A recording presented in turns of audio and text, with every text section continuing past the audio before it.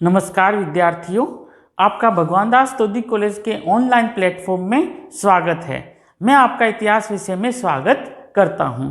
हमारा जो इससे पहले जो वीडियोस आ रहे थे आपके पास, वो videos BA part third year के विश्व इतिहास के ऊपर आ रहे थे। हमने आपको धर्म सुधार के बारे में मैंने आपको बहुत सारी जानकारियाँ दे दी थी। आज हम हमारा एक नया टॉपिक शुरू करेंगे, अमेरिकी क्रांति। ठीक है, इससे पहले मैं आपको कुछ जानकारी दूंगा।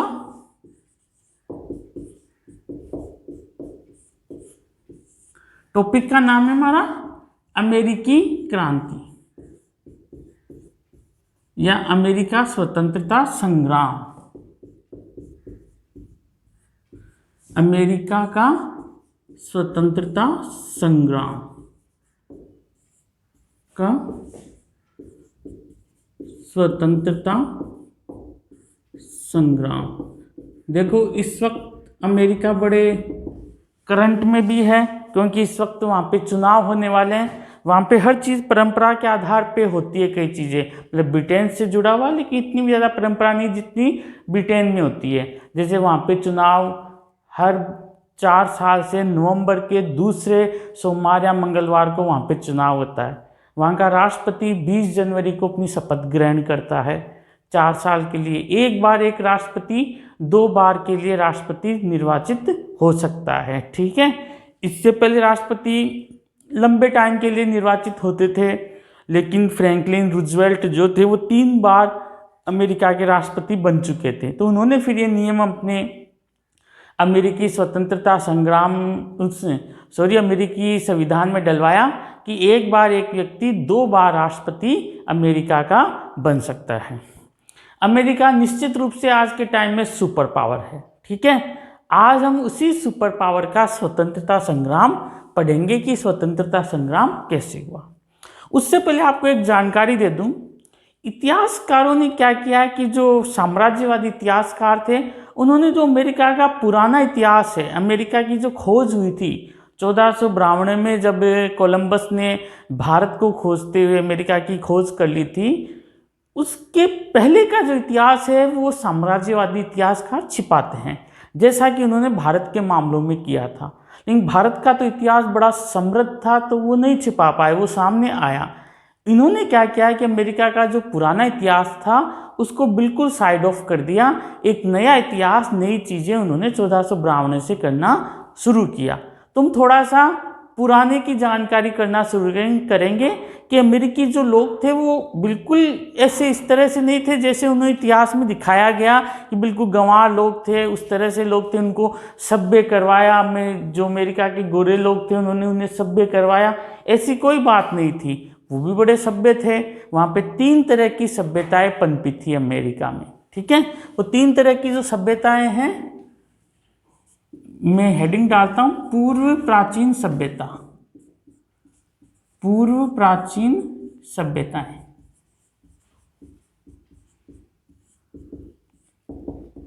एक तो इंका सभ्यता थी। ठीक है, दूसरी माया सभ्यता थी।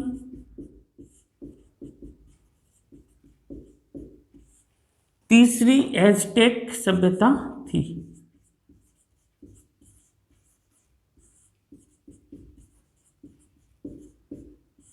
ठीक है, इंका सभ्यता लैटिन अमेरिकी देशों में थी।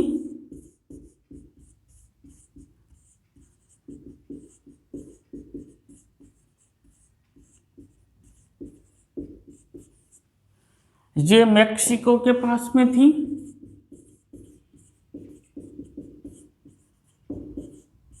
और ये कैरेबियन या मेक्सिको के नीचे जो देश थे वहाँ पे ये सभ्यता थी। ठीक है, तो इन सभ्यताओं पे इतना ज़्यादा सोच विचार, इतनी ज़्यादा रिसर्च इतिहासकार नहीं कर पाए। हो सकता है उनको करने भी नहीं दिया गया हो, क्योंकि साम्राज्यवादी इतिहासकारों की एक अलग सोच थी, एक अलग प्रवृत्ति थी। वो अपने तरीके से इतिहास लिखवाना चाहते थे। उसी तरह उन्होंने अमेरिका का इतिहास लिखा, जो कि 1452 में उन्होंने शुरू किया था। 1452 में जब क्रिस्टोफर कोलंबस ने अमेरिका की जब खोज की, क्रिस्टोफर कोलंबस ने। कोलंबस ने अमेरिका की जब खोज की, क्रिस्टोफर कोलंबस भी क्या था कि भारत की खोज के लिए निकला था। जब उसने टालमी की ज्योग्राफी पढ़ी, उसे पता चला कि पृथ्वी गोल है, तो उसने देखा कि गोल है तो हम वापस घूम के वहीं आएंगे। तो भारत उस वक्त बड़ा समृद्ध देश हुआ करता था, तो सभी जो देश थे वो भारत की खोज के लिए समुद्री मार्ग खोज रहे थे, क्योंकि वहाँ पे तुर्कों का आधिपत्य होने से उन्होंने स्थल मार्ग को अवरुद्ध कर दिया था। तो ये अमेरिका भारत की खोज के लिए निकला था, लेकिन जब ये अमेरिका पहुंच गया, इसलिए उसने वहाँ के निवासियों को भी नाम रेड इंडियन दिया था, क्योंकि वो रेड कलर के से थे, तो उनको रेड इंडियन उसने बोला था। ठीक है, रेड इंडियन।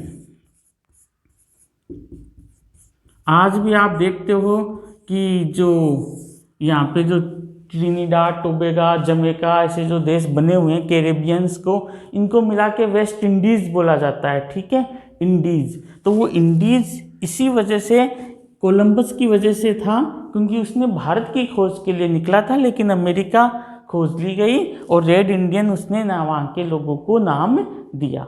ठीक है, वैसे अमेरिका जो नाम था वो एक इटालियन नागरिक के ऊपर पड़ा था, वेस्पुची अमेरिको। ठीक है, इसका जो नाम था एक इटालियन नागरिक था, इटालियन नागरिक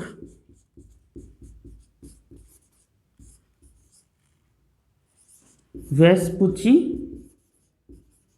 अमेरिको।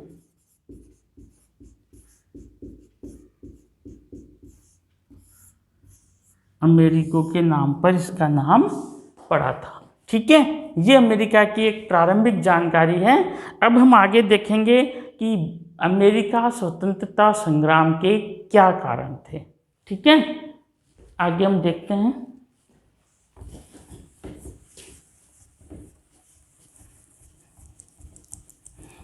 एक 3G बड़ा फेमस हुआ था। ठीक है, जैसे आजकल एक्टिवा में 6G आ रहा है ना, उस तरह से एक 3G बड़ा फेमस हुआ था अमेरिका की खोज में, कि 3G के लिए लोगों ने अमेरिका की खोज की थी। ठीक है, वो 3G क्या है वो हम देखते हैं, फिर बाद में इनके पॉइंट्स देखेंगे। पहले थोड़ा सा समझ लेते हैं कि अमेरिका की खोज के क्या कारण थे। ठीक है, अमेरिका की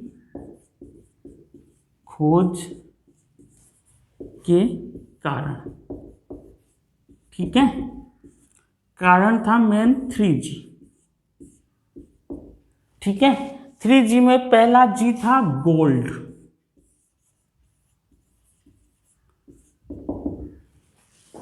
यूरोपियन जो लोग थे वो गोल्ड की खोज करना चाहते थे, वो गोल्ड की ज़्यादा से ज़्यादा संग्रह करना चाहते थे, क्योंकि उस वक्त जो तुर्क आ गए थे, वो मुस्लिम इस्लाम जब बढ़ रहा था तो उन्होंने व्यापार पे रोक लगा दी थी, तो उन्होंने ये जो गोल्ड का संग्रह करना चाहते थे। वाणिज्यवाद वहाँ पे चल रहा था, औद्योगिक क्रांति हो चुकी थी, तो गोल्ड का ज़्यादा से ज़्यादा वो संग्रह करना चाहते थे, और अमेरिका में गोल्ड की खानें थी, तो गोल्ड था।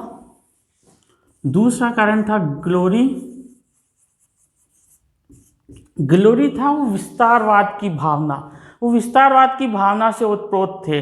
वो कच्चे माल के लिए उपनिवेश बनाना चाहते थे और अपना तैयार माल उपनिवेशों में बेचना चाहते थे। तो अपनी ग्लोरी वहाँ पे जो राष्ट्रीयता की जो भावना थी वो ऐसे पनप रही थी यूरोपीय देशों में कि किस देश के कितने ज़्यादा उपनिवेश है, तो ये भी एक ग्लोरी की उनकी भावना थी।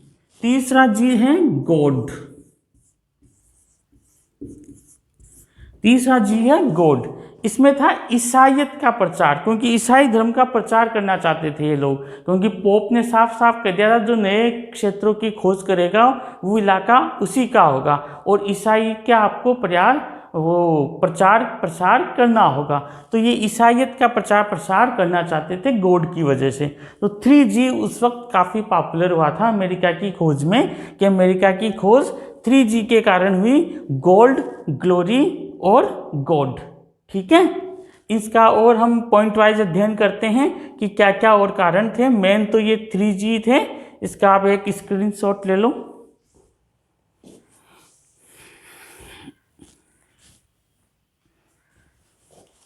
आगे चलते हैं।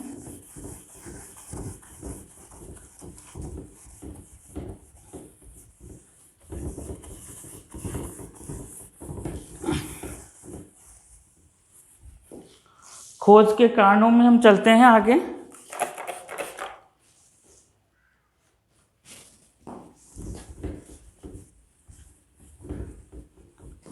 पहला जो कारण है वो है पश्चिमी सभ्यता और संस्कृति का प्रचार प्रसार। ठीक है,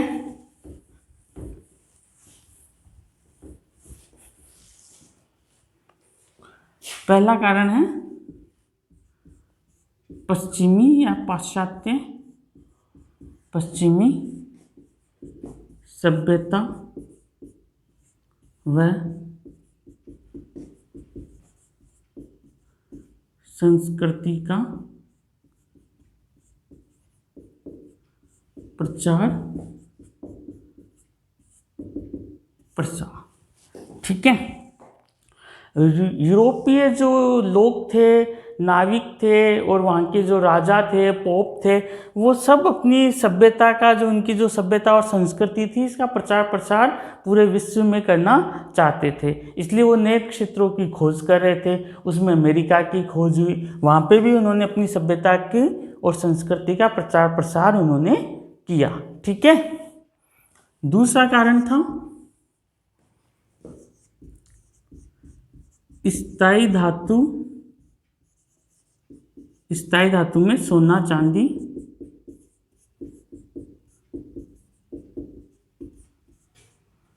व गरम मसालों की प्राप्ति।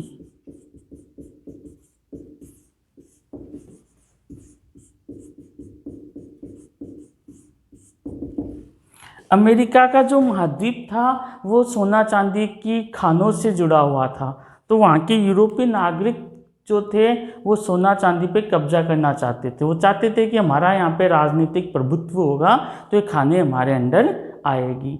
दूसरा कारण था कि जो यूरोप था बड़ा ठंडा प्रदेश था, वहाँ पे गर्म मसालों की बहुत ज़्यादा खपत और आवक हुआ करती थी। और ये जो खपत और आवक थे, भारत जैसे उष्णकटिबंधीय जो देश है, अमेरिका जो उष्णकटिबंधीय देश है, यहाँ से उनको प्राप्ति करनी थी। तो ये भी एक कारण था अमेरिका की खोज का। ठीक है, तीसरा है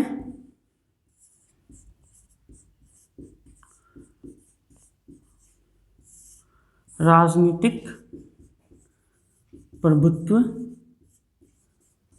की महत्वाकांक्षा।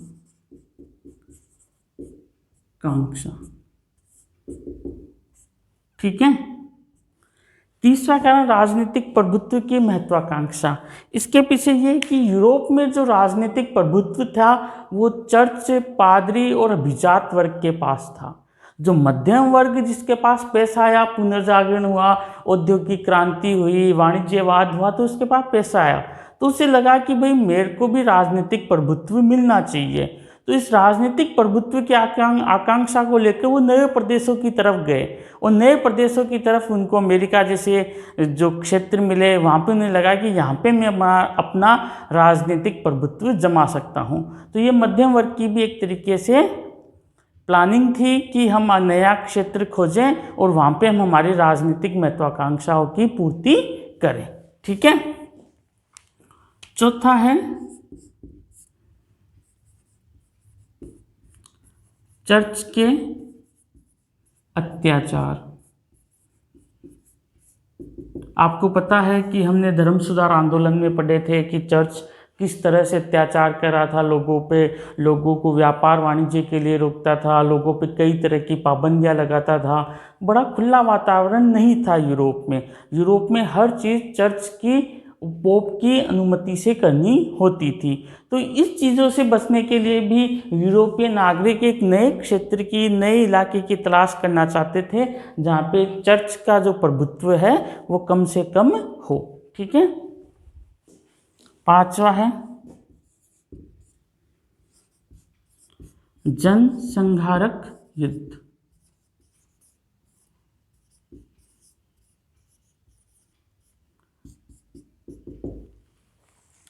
उस वक्त का जो दौर था उसमें जो मजहबी युद्ध थे, क्षेत्र के लिए युद्ध थे, तो इस तरह के युद्ध बहुत ज़्यादा हो रहे थे। इन युद्धों में बड़े ही ज़्यादा लोगों में, बड़ी तादाद में निम्न वर्ग और मध्यम वर्ग के लोगों की जान जाती थी। तो ये लोग नया इलाका चाहते थे जहाँ पे शांति हो, जहाँ पे इस तरह के युद्ध ना हो। तो ये जनसंहारक जो युद्ध था ये भी एक कारण बना था अमेरिका की खोज का। ठीक है, गृह युद्ध हुए थे उस वक्त। छठवा है उपनिवेश बनाने की भावना।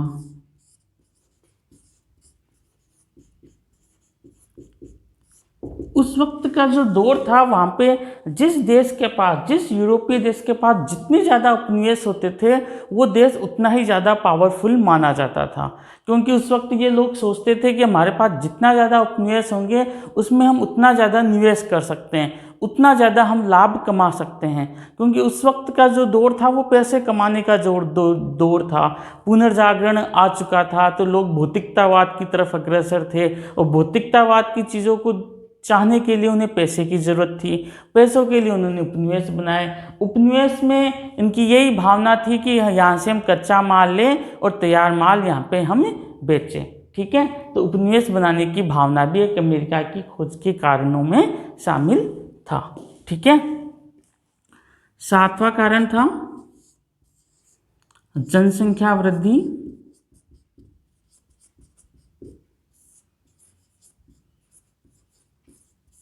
व कैदियों को या अपराधियों को बचाने की समस्या।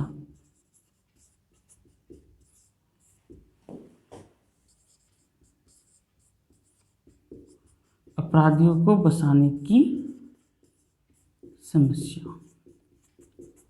यूरोप में उस दौर में वैज्ञानिक प्रगति हुई, कई चीज़ें हुई, तो जनसंख्या का एक तरीके से विस्फोट हुआ, जनसंख्या वृद्धि हुई। तो ज़्यादा जनसंख्या वृद्धि हुई तो ज़्यादा स्थान की जरूरत हुई, ज़्यादा स्थान की जरूरत हुई तो लोगों ने नए नए क्षेत्रों की तलाश की।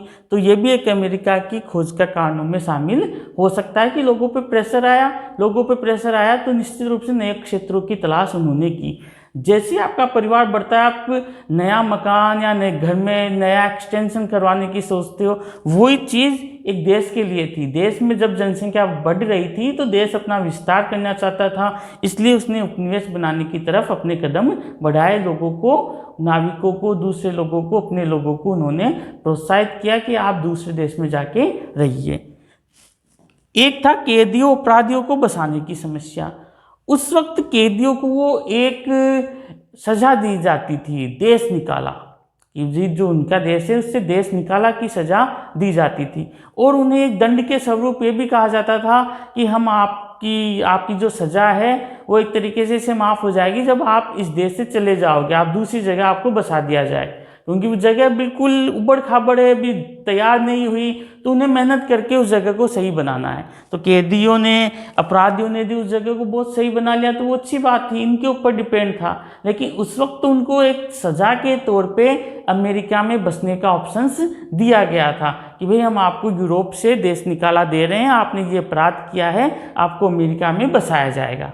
ठीक है, ये अलग तरीका था। किसी ने सोचा थोड़ी था कि 2020 में लोग अमेरिका में बसने के लिए लालायित होंगे।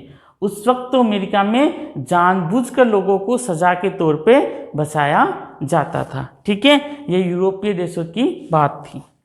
आठवीं जो कारण था वो था भूगोल का नया ज्ञान। भूगोल का नवीन ज्ञान। इसमें टालमी ने एक पुस्तक लिखी थी, टालमी ने पुस्तक लिखी थी ज्योग्राफी। ठीक है, उसमें उन्होंने बताया कि पृथ्वी गोल है, ये ज्ञान लोगों को मिलने के बाद में लोगों ने सोचा कि क्यों ना पृथ्वी गोल है, इस सिद्धांत की पुष्टि की जाए, और यदि गोल है तो हम वापस अपने स्थान पे आ जाएंगे घूम फिर के। तो इस चीज़ के लिए लोगों को प्रेरित किया कि लोग नवीन क्षेत्रों की, नवीन इलाकों की खोज करें। तो भूगोल का जो नवीन ज्ञान था उसने भी लोगों को प्रेरित किया। ठीक है, ये अमेरिका की खोज के जो 8 कारण हैं वो है। ठीक है, आप इसका स्क्रीनशॉट ले लीजिए।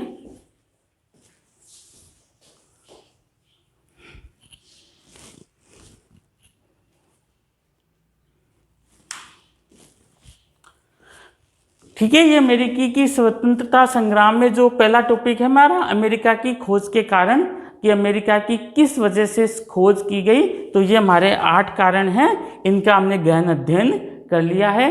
आगे हम अध्ययन करेंगे उनका जब अमेरिका की स्वतंत्रता संग्राम के कारण हुए, कि अमेरिका स्वतंत्रता संग्राम के क्या कारण थे, कि अमेरिकी लोगों ने अपने ही देश के खिलाफ, क्योंकि जो लोग बसे हुए थे वो यूरोप से ही थे, ब्रिटेन से ही थे, वो क्यों अपने देश के नागरिकों के खिलाफ खड़े हुए, क्या क्या उनके कारण थे। ठीक है, अब इस कारण के बाद में अमेरिका का स्वतंत्रता संग्राम होने के बाद में विश्व को एक नया संविधान मिलता है, मूल अधिकारों जैसी एक नई चीज़ मिलती है। हालांकि मैग्ना कार्टा में हमें मूल अधिकारों की चीज़ें देखने को मिली थी, लेकिन एक प्रैक्टिकली रूप में मूल अधिकारों की चीज़ें हमें मिलती है। तो ये बहुत ही बड़ा रोचक स्वतंत्रता संग्राम है, जिसका अध्ययन हम नेक्स्ट वीडियो में करेंगे। धन्यवाद।